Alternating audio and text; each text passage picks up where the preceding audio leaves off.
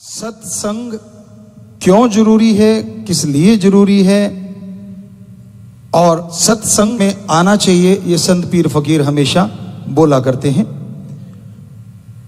तो सत्संग का मीनिंग मतलब क्या है? सत्संग, सत सच सत्य एक ही है। ओम हरि अल्लाह वाहिगुरु गॉड खुदा राम। उसके अलावा दुनिया की हर शय बदल जाती है, हर चीज बदल जाती है, पर भगवान ओम हरि अल्लाह वाहिगुरु राम ना कभी बदला था, ना कभी बदला है और ना कभी बदलेगा। वो सच था, सच है और सच ही रहेगा। तो हर समय, हर पल, हर जगह वो मौजूद है। दुनिया में ऐसी कोई चीज नहीं जो एक ही होते हुए भी हर समय, हर जगह, हर पल मौजूद रहती हो। पर ओम हरि अल्लाह राम एक होते हुए भी हमारी इस दुनिया में ही नहीं, एक त्रिलोकी में नहीं, सैकड़ों त्रिलोकियां जो धर्मों में लिखी है, निज धाम सचखंड सतलोका नामी सतनामी, सब जगह वो रहता है, कोई जगह उसे खाली नहीं है। और कमाल उसका ये है, वो जिस भी चीज को देखता है उसी का रूप धारण कर लेता है। कण कण में, जर्रे जर्रे में मौजूद है। पेड़ पौधे ले लीजिए, जीव जंतु ले लीजिए, पशु पक्षी परिंदे ले लीजिए, हर जगह वो है। तो सत्संग में जब इंसान आता है, सुनता है, तो उसकी समझ में आता है कि हां, एक ऐसी सुप्रीम पावर है, एक ऐसी शक्ति है जो हर समय हर जगह मौजूद है। तो सत्संग क्यों जरूरी है? आदमी कहता है मैं क्यों करूं सत्संग, किस लिए करूं सत्संग? क्या आप जानते हैं कि आप कितनी शक्तियों के धनी हैं?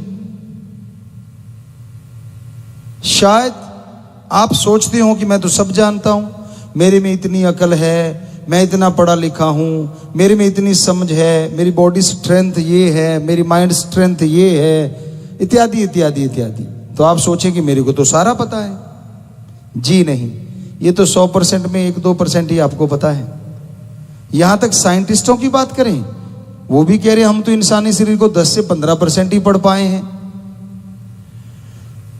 तो हमारे धर्मों में यह बताया गया है कि अगर आप अपनी स्ट्रेंथ, सोचने की शक्ति, शारीरिक शक्ति यानी आत्मिक, मानसिक, शारीरिक शांति चाहते हैं, शक्तियों को बढ़ाना चाहते हैं, तो आप इसके योग्य हैं, मनुष्य जो अपनी शक्तियों को बढ़ा सकता है। पर कैसे? क्योंकि वो शक्तियां आपके अंदर हैं और बढ़ाने के लिए एक स्कूल, कॉलेज अगर कोई है तो वो सत्संग है। यहां बताया जाता है वो मेथड, वो युक्ति, वो तरीका जिसको अपना के आप अपनी इन शक्तियों को अपने अंदर से हासिल कर सकते हैं। अच्छा खाना बनाना हो तो अच्छा शेफ, रसोइया, महाराज भी कहते हैं राजस्थान साइड में, तो उससे आप टिप्स लेंगे तो और अच्छी रसोई बना लेंगे। आप जितनों के संपर्क में आएंगे उतना ही आप नई नई चीजें सीखते जाएंगे। हर क्षेत्र में ये अनुभव जरूरी है। बहुत सारी चीजें होती हैं जो आप पढ़ लिख के अपने दिमाग के ज्ञान से सीखते हैं, पर एक चीज उम्र होती है जो आपको बहुत कुछ सिखाती है, तजुर्बा होता है जो आपको बहुत कुछ सिखाता है। तो उसी तरह सत्संग में जितनी बार आओगे, जितनी बार सुनोगे, हर बार आप कुछ नया लेके जाओगे। हर बार आप अपने लिए, अपने परिवार के लिए, समाज के लिए, देश के लिए, वर्ल्ड के लिए, आपकी सोच की लिमिट यहां तक है, कुछ ना कुछ अच्छा ही करने के लिए प्रेरित होके जाओगे। कभी भी सत्संग में घर पाड़ने के लिए या बर्बाद करने के लिए नहीं सिखाया जाता। आज सत्संग को अगर छोड़ दें, संतों को छोड़ दें, सच्चे संत, बाकी समाज में ज्यादातर लोग दुखी हैं। और दुख का कारण जब आप सुनोगे, हैरान भी होगे और मानोगे भी, स्वीकार भी करोगे। अपने दुख से दुखी बहुत कम लोग हैं, दूसरा सुखी ज्यादा क्यों है, इससे दुखी बहुत मिल जाएंगे। यार मेरे पास स्कूटर, ये कार ले गया, धुआं मुंह पे मार गया, मरता क्यों नहीं है? ये नहीं कहता कि मुझे भी कार मिल जाए, वो बर्बाद क्यों नहीं होता? भाई क्या मिलेगा तुझे ऐसा करने से? अपने लिए अच्छा मांग। तो हमने इसमें भजनों की भी रचना करी है। नए जो भजन आपको बोलते हैं कि बहुत सारे 800 के करीब हमने भजन बनाए, गुरुजी की कृपा से, बेपरवाह जी ने रहमो करम किया, उन्होंने बनवाए, उन्होंने बनाए। तो उनमें ऐसा भी भजन है कि आज आदमी दुखी ज्यादा इसलिए क्योंकि दूसरा सुखी क्यों है। लेकिन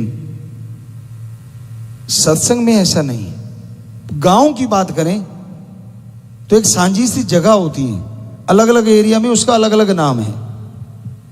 पंजाबी में सत्थ कह देते हैं, कोई पंचायत घर कह देते हैं, कोई कुछ कहते हैं, अलग अलग नाम है। वहां बुजुर्ग बैठे रहते हैं, ताश के पत्ते खेलते हैं, खुंड चर्चा भी बोलते हैं उसको। तो वहां अगर कोई गिरता पड़ता नौजवान आता है नशे में धुत शाम के टाइम, तो एक आधा सवाल उठता है, यार देखना उधर, हमारी कानों सुनी बात आंखों देखी। दूसरा क्या कहता है, कहते यार देखने वाली क्या बात है, ये इसकी उम्र है खाने पीने की, अब नहीं करेगा तो कब करेगा। पर असली भावना क्या होती है अंदर से? गाली दे के बोलते हैं कि अच्छा ये बर्बाद होगा। अंदर भावना ये होती है। और अगर कोई राम नाम की चर्चा सुनने जाता है, आप लोगों ने भी फील किया होगा या फेस किया होगा, हाथ में बैग है, वो बैठे लोग क्या कहते हैं, तीसरे दिन उठा के चल पड़ता है बैग सा, क्या ले लेगा, घर में बच्चे भूखे मरेंगे। होता है कि नहीं होता? तो अब ये बताइए, आप लोग जब सत्संग में आते हैं, राम नाम के भक्त राम नाम गाने के लिए, सुनने के लिए आते हैं, क्या आप बाद में जाके उन लोगों से कुछ मांगते हैं? नहीं ना। तो उनको तकलीफ क्यों हो रही है कि ये तीसरे के दिन क्यों चल पड़ते हैं, इतने इतने लोग क्यों इकट्ठे हो जाते हैं? उनको तकलीफ इसलिए होती है कि ये तो यार आबाद होते जा रहे हैं, दिनों दिन तरक्की करते जा रहे हैं, इनके घरों में तो बरकतों के ढेर लग रहे हैं। तो आपको वहीं पे आ गई बात, दूसरों को सुखी देख के ज्यादा लोग दुखी रहते हैं और फिर कोशिश करते हैं कोई चिंगारी लगाने की, भाई को भाई से लड़ा दें, बेटे को बाप से लड़ा दें।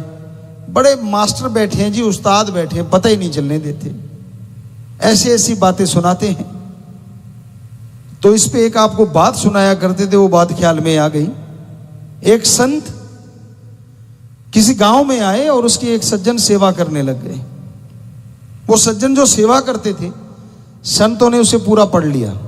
अब सेवा ही इतनी करी उन्होंने, साथ संगत आती, उनकी चाय बना के देना, लोग तब थोड़े आते थे, 5-10 आ गए, उनको खाना बना के देना, संतों के लिए भी खाना दे दिया। अब सेवा करता रहा वो, सेवा भावना जबरदस्त। टाइम हुआ तो संत कहने लगे, भाई हम तो जा रहे हैं अब और नगर के लिए, पर आपने बहुत सेवा की, बोलो आपको क्या वरदान दी। मां के बेटे ने एक बार भी ना नहीं करी। आमतौर पे ये अपने सभ्यता है कि एक बार अगर कोई चाय भी कहे ना कि यार चाय पी ले, तो आगे से कह देते नहीं। और कई जगह हमने देखा है, सामने वाले कह रहे चाय ले आई, नहीं, अच्छा ठीक है, दूसरी बार पूछते ही नहीं। आप लोग कहीं ना कहीं देखा होगा, हमने देखा है जी, बिल्कुल देखा है, एहसास किया है। और कई ऐसे होते हैं पूछते ही नहीं। अब पूछना क्या है, कोई मेहमान आया है, हमारे तो धर्मों में लिखा है मेहमान तो एक तरह से भगवान की तरह होते हैं। भाई आए हैं तो मतलब सत्कार करने के लिए, वो भगवान नहीं बन जाते। मतलब इसलिए कहा गया था हमारे पाक पवित्र वेदों में कि भाई सत्कार करना, इज्जत करनी आए हुए की। तो ऑब्वियसली पता ही है कि भी चाय लानी है तो वो पहले ले आते हैं, पूछने वाले में डाउट होता है। तो इसलिए उसने सीधा ही कह दिया, क्योंकि वो तो पता नहीं संत मुकर ही ना जाए। कहते क्या चाहिए बोल बेटा। कहता जी ऐसा कोई मंत्र दे दो जो मैं चाहूं वो मिल जाए। अब कितनी बड़ी चीज मांग ली। संत मुस्कुराए, जानते थे ये तो बड़ा ईर्ष्यालु है, गड़बड़ हो जाएगी, अगर ये ऐसा करता रहा तो इसने किसी को जीने नहीं देना। कहने लगे बेटा याद रखना दो बातें। पहली बात, जो तू मांगेगा तेरे पड़ोसी के दुगना आएगा, क्या तुझे मंजूर? कहता जी मंजूर है। दूसरी बात, किसी का शारीरिक नुकसान करेगा तो तेरा हो जाएगा, किसी दूसरे का नहीं होगा। कहता जी मैं क्यों करूंगा? ठीक है जी, दोनों मंजूर है शर्तें। कहते ठीक है फिर ये ले मंत्र दे दिया जी। अब घर में आया बड़ा खुश गिनती करी कितने परिवार के में, मेरे 4-5 जितने भी थे, मंत्र का किया जाप। कहता आने दो 36 प्रकार का भोजन सबके लिए। अब थालियां आ गई जी झट से। अभी वो कौर तोड़ के मुंह में डालने लगा था, घर साइड वाले घर में शोर मच गया। तो उसने उस दीवार के ऊपर से देखा कि चक्कर क्या है, बरामदे से होते थे खुले, वो देखा उसके 4 आई हुए, उधर 8 थालियां आई हुई। पिस्सू तो पड़ने शुरू हो गए। जो सेवा करता मैं मर गया, ये बैठे बिठाए डबल ले रहे हैं। कोई नहीं, चलो भूख लगी थी, खाना खाया, खाना तो स्वादिष्ट होना ही था, अब गए भी रूहानी खाना था। बहुत खुश हुआ, सारा परिवार खुश हो गया। तो तब बैलों से खेती करते थे। कहता जी ऐसा है, मैं चलाता हूं, मेरा बेटा चलाता है, तो हमारे 2 नगौरी बैलों की जोड़ियां आ जानी चाहिए। अब वो खाना खा के बाहर निकला, देखा खूंटे पे 4 बैल खड़े पूरे गजब के। बड़ा खुश हुआ। अभी आप जाके हाथ ही रखा था, देखा पड़ोसियों पे शोर मच गया। अब हाथ धीरे ही चल रहा था, क्यों पता था उधर शोर मचेगा। देखा ऊपर से दीवार के, उधर 8 बैल खड़े। पंगा पड़ गया यार, गालियां देके कहता है सेवा करता मैं मर गया, ये बिना वजह पंगा ले रहे, अब नहीं मंत्र का जाप करूंगा, ये कोई बात थोड़ा ना है। चुप हो गया, पर अंदर जलन। आपको अभी कहा था दूसरों का सुख देख के दुखी। अब आ गया बाहर वाले कहते यार उदास सा दिखता है। कहते यार क्या उदास दिखता हूं, बाद में कभी बताऊंगा। घर वालों ने जोर दिया कि यार तू कुछ और भी मांग ले। कहता चलो ठीक है। कहते ये घर देख अपना कितना गंदा हुआ पड़ा है, अब उसको मतलब जी करे मांगू कि ना मांगू, पता था होगा क्या। अब घर वालों ने प्रेशर डाला, मान गया, मंत्र का जाप किया। कहता जी आलीशान घर बन जाए। वसो देखा खाली जगह हुआ करती थी, जिसे नोहरा या बेहड़ा साइड में होता था, इधर घेर कहते हैं शायद यूपी साइड में, तो वो एरिया का था। देखा उधर तो वो महल बना खड़ा है। अभी वो उधर देख ही रहा था, पड़ोसी के 2 बन गए। कहता है इसीलिए तो मैं कह रहा था मत लो पंगा, हटे नहीं ना, वो देखो उधर। अब सारे चुप हो गए। कहता अब नहीं, अब मुझे तंग मत करना, कुछ नहीं मांगना मैंने। अब बेचारा चुपचाप, पड़ोसी बड़े खुशी, यार कुछ किया नहीं कराया नहीं, ये तो बड़ा मजा आ रहा है। वो तो शोर मचाएंगी, नाचेंगे, आएंगी, उसको लगे जहर जैसे। तो कि ना मेरा कोई नाम, ना मेरी कोई वाह है, मेरी वजह से सारा कुछ ले रहे हैं और ये नाचे क्यों दे जा रहे हैं। हालांकि उन्होंने बेचारों ने उसका कुछ बिगाड़ा नहीं था। चला गया। कई यार दोस्त होते हैं, आपको कहा ना बड़े मास्टर होते हैं, आप जानते ही हो, कहने की जरूरत नहीं। तो वो दुनिया में गया और कहने लगा यार मेरे साथ तो बड़ी गड़बड़ हो रही है। कहने लगे क्यों, तू बड़ा उदास हो यार, तेरे तो महल मोल पता नहीं तू कहां से रातों रात कौन सा जादू टोना कराया। कहता कौन से महल। कहते नहीं यार तेरे खेत में बैल भी बड़े बढ़िया चल रहे थे। कहता मत पूछ यार। कहते तो भी वो संतों के की थी सेवा। कहते हाँ। कहता उन्होंने मुझे वरदान दिया, लेकिन पड़ोसी के डबल हो जाता है। साइड पे ले गया, कान में कुछ फुसफुसाया। मास्टरों का काम ही होता है, अगलाई डब्बू को तकानते। उसका क्या जब बिगड़ना था। अब वो गया और जाके मंत्र का जाप किया। कहता हे भगवान, मेरे गेट के आगे एक कुआं लग जाए। अब उसके कुआं लग गया, पड़ोसी के 2 लग गए। कहता बन रही है बात। कहता यार सिखाया तो उसने बढ़िया है। संतों के वचन भूल गया। क्या, किसी का नुकसान, शरीर का नुकसान मत करना। अब मंत्र पढ़ा और कहने लगा हे भगवान हमारी एक आंख फूट जाए। वो सारा परिवार की एक आंख फूट गई। अब उसने एक आंख से देखा हो क्या रहा है, होना क्या था। वचन थे संतों के कि अगर तू किसी का शरीर का नुकसान करेगा, तेरा हो जाएगा, पड़ोसी का नहीं होगा। तो जरा सोच के देखिए, अगर आज ये वरदान पूरी दुनिया में हो रहा हो तो क्या होगा। आंख तो नहीं बचेगी किसी की। एक बुरा ना बना लेना भाई, सारे एक जैसे नहीं होते। बहुत अच्छे लोग भी हैं, बहुत नेक लोग भी हैं, पर ये बात से आप एग्री जरूर होंगे कि दूसरों के सुख को देख के जलने वालों की गिनती ज्यादा है। हकीकत में है ये बात। तो सत्संग में आओगे तो समझ आएगी। अरे मांगना है तो अच्छा मांग लीजिए। किसी की कार देखते हो, ये मांग लो मेरे लिए आ जाए, और मेहनत करो। ये क्यों कहते हैं कि वो उल्ट जाए उसकी कार, पलट जाए उसकी कार। अच्छा मांगो, नेक चीज मांगो। पता तब चलता है जब आप सत्संग में आते हैं। उसके आए बिना कुछ भी पता नहीं चलता, समझ ही नहीं आती। अब बुराई का कोई स्कूल कॉलेज नहीं होता। समाज में, वर्ल्ड में है, पूरी दुनिया में है, इंसानों में है। कहां है स्कूल बताइए। निंदा करने की हुई कोई ट्रेनिंग कहीं पे? हमारे उठने की देर है देखना। सारे नहीं करते, पर थोड़ी थोड़ी तो जरूर आदत सी पड़ी हुई है। वो ना भैंस थोड़ी सी चाट खा के दूध दे देती है, आटा डालते ना ऐसे, तो फिर आराम से टिकी रहती है। आप जानते किसान भाई, गऊ भैंसों को डालते होते ना वो चाट की आदत पड़ी हुई है। कितने ही समझा लें हम, देखना वो कैसी बैठी थी, देखना वो कैसा था। तो आप सारे जानते हो, मेरे आगे सिर कर दिया, मुझे जानबूझ के किया, ऐसे थोड़ा ना। अब चाहे उसकी हाइट ज्यादा हो, और बेचारी का हो गया भाई, तो आगे निंदा चुगली नहीं पा जाए। आप कितने ही समझा लें, चाट थोड़ी थोड़ी चलती रहती है। फिर चापलूसी चलती है।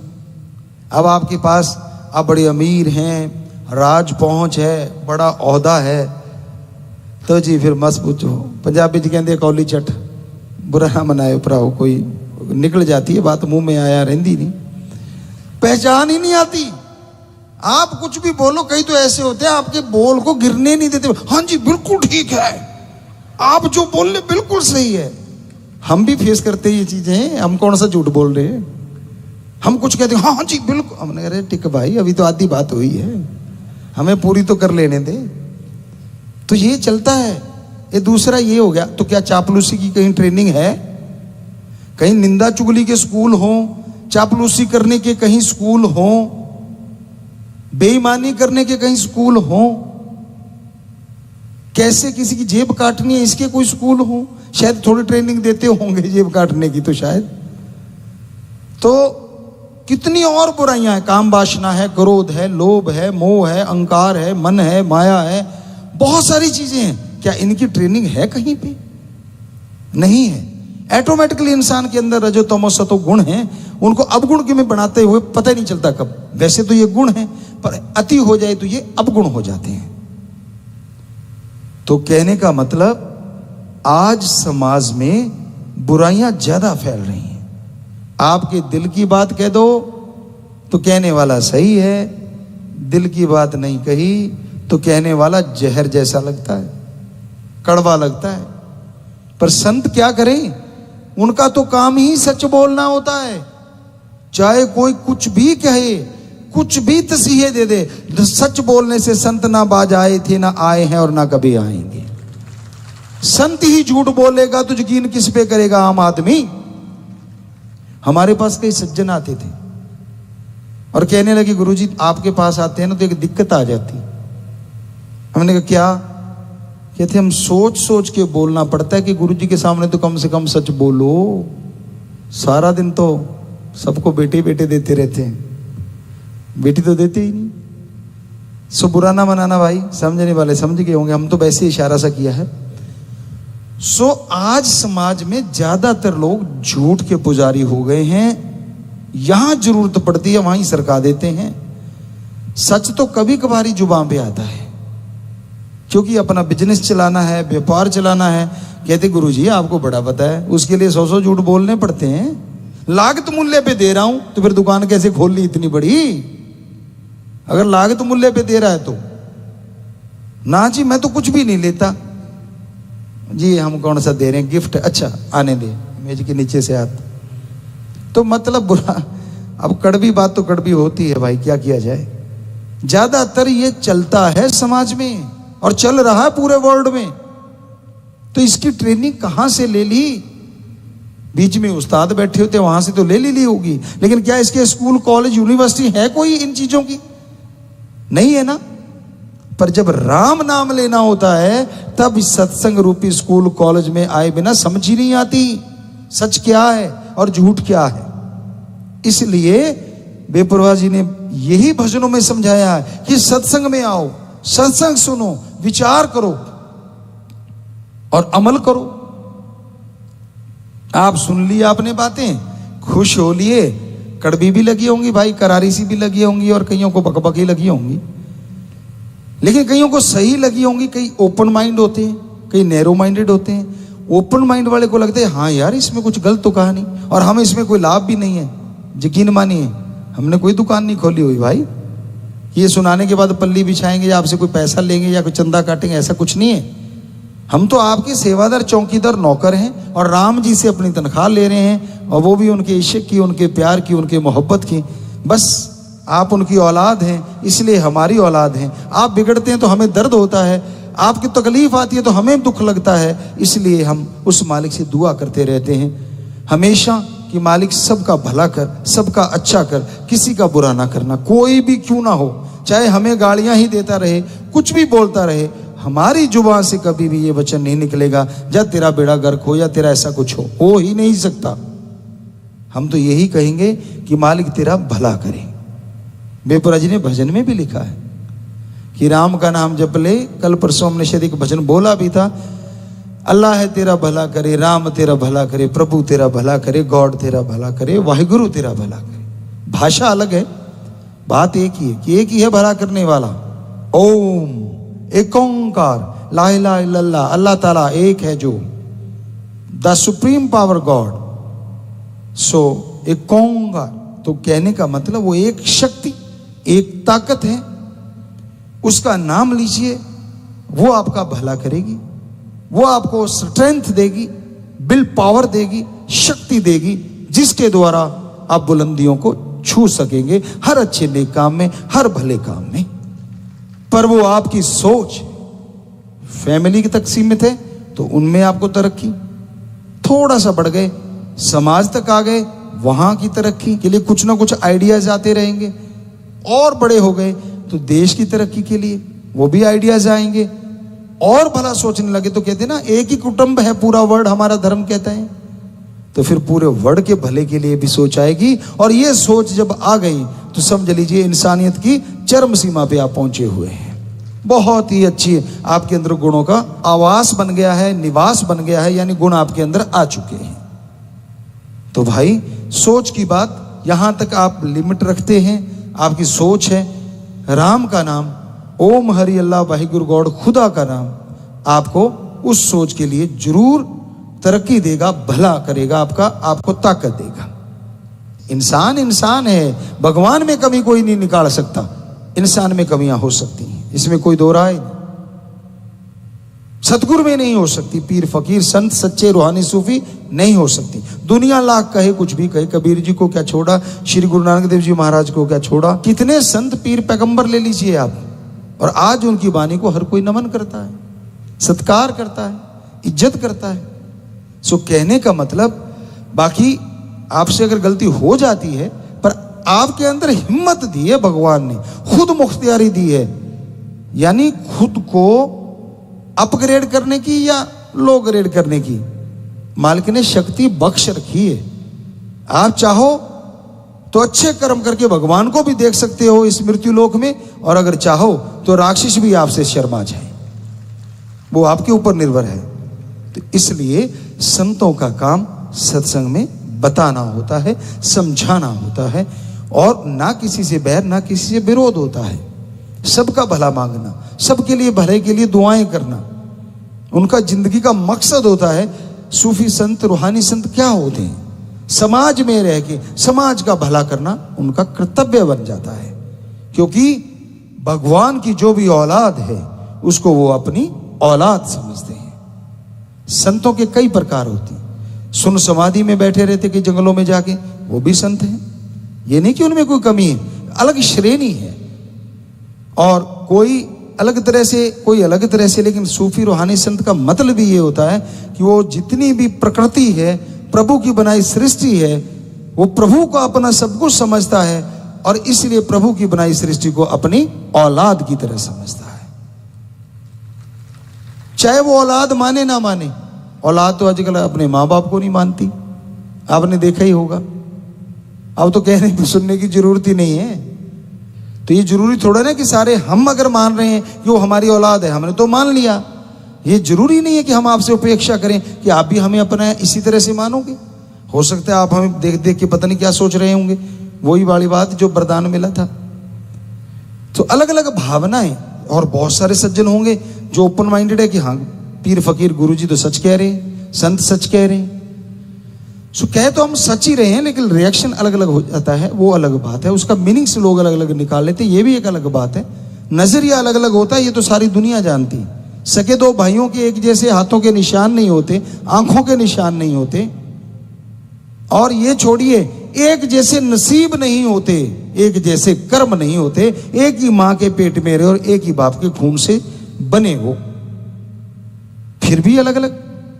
तो इसलिए भाई नजरिया अलग अलग हो सकता है, लेकिन हमारा जो नजरिया है बिल्कुल क्लियर है, क्रिस्टल क्लियर कहते हैं, बिल्कुल साफ है। जैसे एक शीशे के गिलास में पानी होता है, बिल्कुल फिल्टर वाला, उसी तरह हमारा नजरिया तो फिल्टर वाला है कि हम तो जिंदगी का मकसद हमारा यही है। ओम शास्त्र नाम श्याम मस्तान दाता रहबर का MS जी उन्होंने हमें बनाया, वही करवा रहे हैं। शुरू से ये मकसद है कि पूरे समाज का, पूरी सृष्टि का भला करना है, और जरूर करना है। कर रहे थे, कर रहे हैं और करते रहेंगे, बिल्कुल। और कोई कुछ भी हमारा कोई नियत नहीं है, ना कुछ बड़ा बनने की। हम तो चौकीदार थे, चौकीदार हैं, नौकरों के नौकर हैं। आपका नौकर भी आके अगर हमें कहेगा कि मेरे लिए ये दुआ करो, हो नहीं सकता कि हम उसका हुक्म डाल दें। हमारे लिए वो हुक्म होगा, हम उसके लिए भी दुआएं करेंगे। हो गए ना नौकरों के नौकर। ऊंचे इसलिए बैठना पड़ता है, नीचे बैठेंगे आप खड़े हो जाओगे। ये कैमरों में नहीं आएगा, ये ढूंढते फिरेंगे किधर है। तो जो बोलने वाला होता है, ये मनोविज्ञान है। नेचुरली आदमी चाहता है कि वो मेरे सामने बैठ के बोले, मैं उसको देखूं, सिर्फ बोलना ही नहीं। इसलिए वीडियो को लाइक करते हैं ना आप ज्यादा। ऑडियो तो काम चलाऊ काम चल गया, जब वीडियो आ गई कौन पूछता है। आमने सामने बैठ के बातें करेंगे यार, बातें होंगी। ऐसा मतलब पल में अमेरिका पहुंच जाते हो आप, अमेरिका वालों को इंडिया ले आते हो।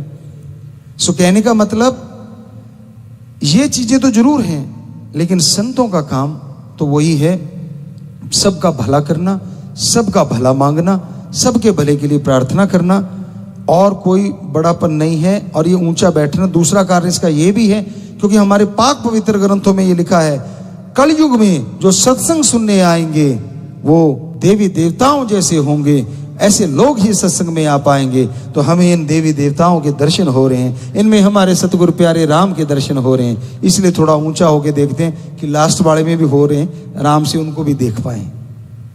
तो भाई इसलिए ये वजह है, और कोई मान बढ़ाई का चक्कर ना हमारे दिलो दिमाग में था, ना है, ना कभी होगा। सवाल ही पैदा नहीं होता। संत पीर फकीर का काम समाज की सेवा करना था, है और हमेशा हमारा तो रहेगा जी।